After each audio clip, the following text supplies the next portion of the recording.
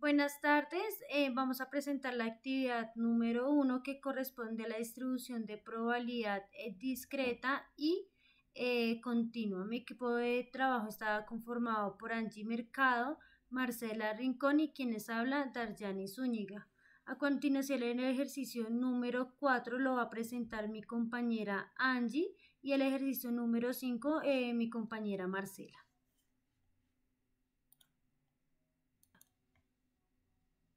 Muchas gracias, Darjanis.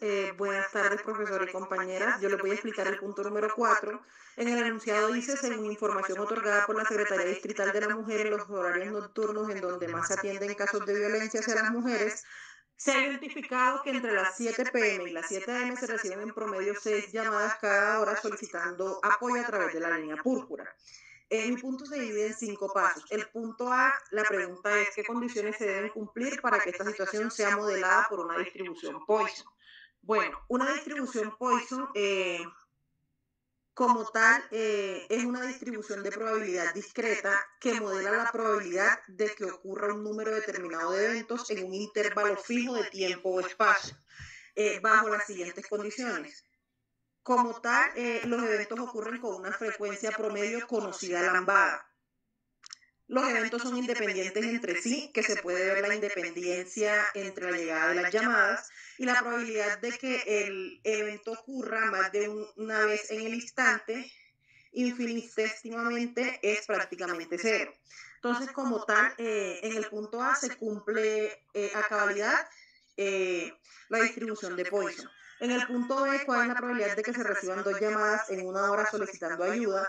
Aquí tenemos los datos que son 6 llamadas por hora en promedio, tenemos 2 llamadas, lo que queremos calcular que sería X, entonces sustituimos lambda igual a 6 y K igual a 2 y esto nos da un resultado al momento de formularlo, que lo formulamos con la fórmula Poisson-Dix y nos da un total de 0,0446 o 4,46% de la probabilidad de recibir 2 llamadas en una hora.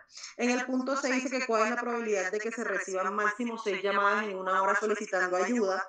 Aquí utilizamos esta fórmula y como tal, 6 es el número máximo de llamadas que queremos calcular. También 6 es la lambda, que es el promedio de llamadas que recibimos en una hora. Y verdadero indica que queremos la probabilidad acumulada de 0 a 6 llamadas. Al formularlo nos da un total de 0,606 o 60,63% de probabilidad de recibir máximo 6 llamadas en una hora. La D dice que cuál es la probabilidad de que se reciban al menos 4 llamadas. Utilizamos esta fórmula donde 3 es el número de llamadas menos 1 el complemento. 6 promedio de llamadas por horas, que pues es como la lambda, que es la que tenemos fija, verdadero, que es la probabilidad acumulada, y 1 menos, que es el complemento para obtener al menos 4. Al formularlo, esto nos da que la probabilidad de recibir al menos 4 llamadas es de 0,8488 o 84,88. Y por último, nos dice que determinemos e interpretemos la desviación estándar en la situación. La fórmula para Poisson de desviación estándar es la que tienen acá arriba. Aquí nos dice que se puede presentar variabilidad típica y el rango esperado. Al formularlo, esto nos dice que la desviación estándar cuantifica la variabilidad natural esperada en el número de llamadas de auxilio que reciba la línea púrpura durante las horas nocturnas, que sería 2,45 llamadas.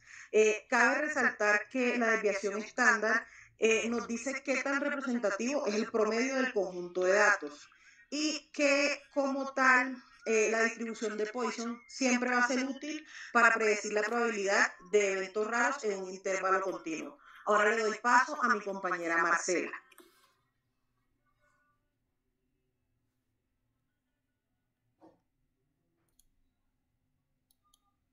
Bueno, a continuación vamos a explicar el punto 5, que dice lo siguiente.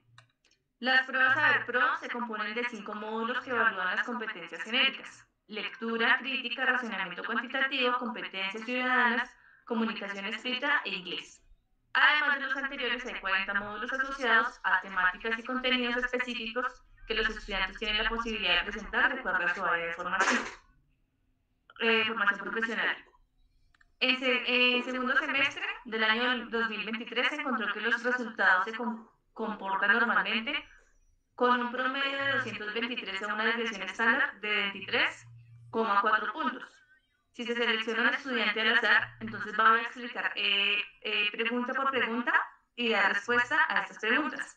Entonces, en la pregunta dice, ¿cuál es la probabilidad que obtenga un puntaje máximo de 205 Santiago, en la prueba? cierre la llave, hágame el Entonces, favor. teniendo en cuenta la fórmula que nos dice que z es igual a x menos u sobre o, donde la variable z es el ¡Santiago! puntaje tipificado, donde x es el valor de la variable, donde u es la media promedio y donde o es la desviación estándar y p es la probabilidad estándar que vamos a hallar.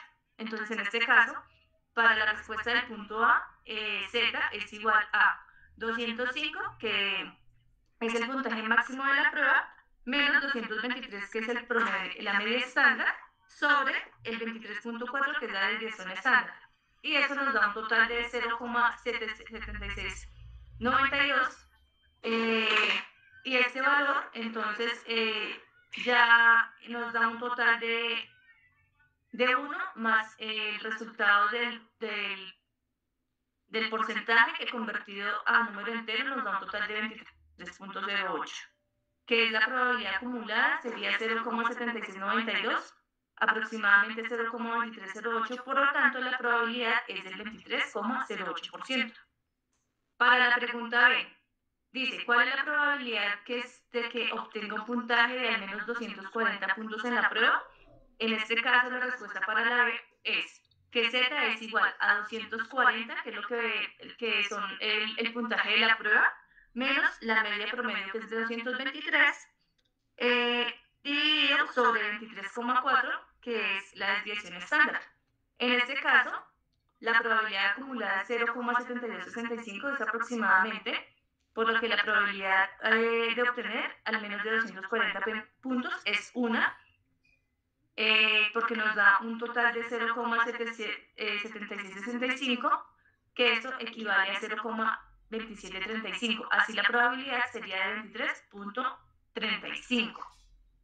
Para la pregunta C, ¿qué porcentaje de estudiantes obtuvieron la puntuación superior a 200, pero inferior a 230 puntos en la prueba?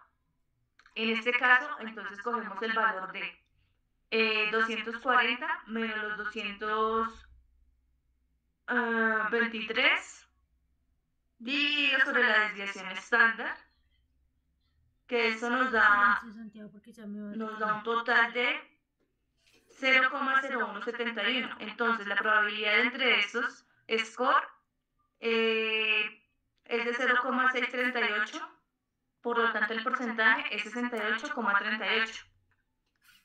Bueno, para la pregunta D, bueno, en el siguiente caso dice, el rendimiento de los estudiantes en la prueba Saber Pro puede clasificarse en 5 grupos. Al 10% de los puntajes más altos, que se clasifica como rendimiento muy alto. Al siguiente 20% se los clasifica como rendimiento alto. Al 40% central, de los denominados desempeño medio. Al contiguo 20% de desempeño bajo. Y al restante rendimiento muy bajo. Entonces, para la pregunta D, dice, ¿qué puntaje debe obtener un estudiante para ser clasificado como desempeño muy alto? Entonces, el desempeño muy alto corresponde al 10% superior al percentil de 90. El Z-score para el percentil 90 es aproximadamente 1.2816, lo que significa que en este caso, entonces, el valor tipificado, que es Z, es igual a 223 más 1.2816 por 23.4, que haciendo esta operación matemáticamente nos da un resultado de 252.989, por lo cual, redondeando el puntaje requerido, da un total de 200.53 para que quede como número entero. Y la pregunta E, que dice, ¿qué puntaje debe obtener un estudiante para ser clasificado como desempeño bajo? Entonces, el desempeño bajo corresponde al percentil 10, que es el límite inferior del grupo.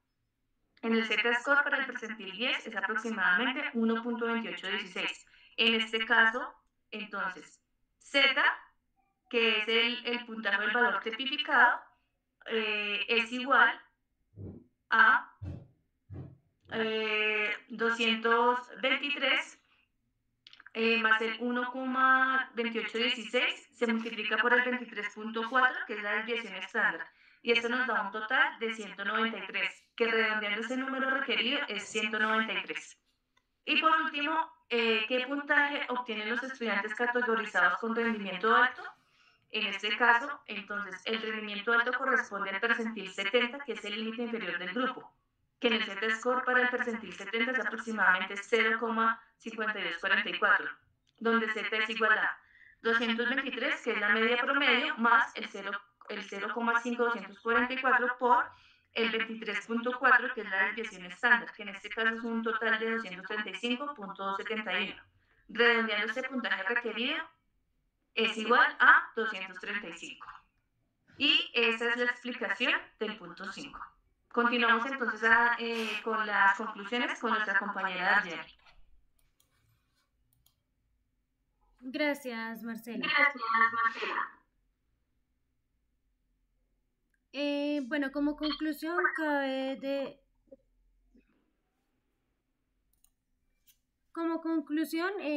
cada distribución modela los diferentes tipos de fenómenos aleatorios, donde la binomial para conteos de éxitos y ensayos fijos, la Poisson para eventos raros en un intervalo continuo y la normal para datos continuos y simétricos.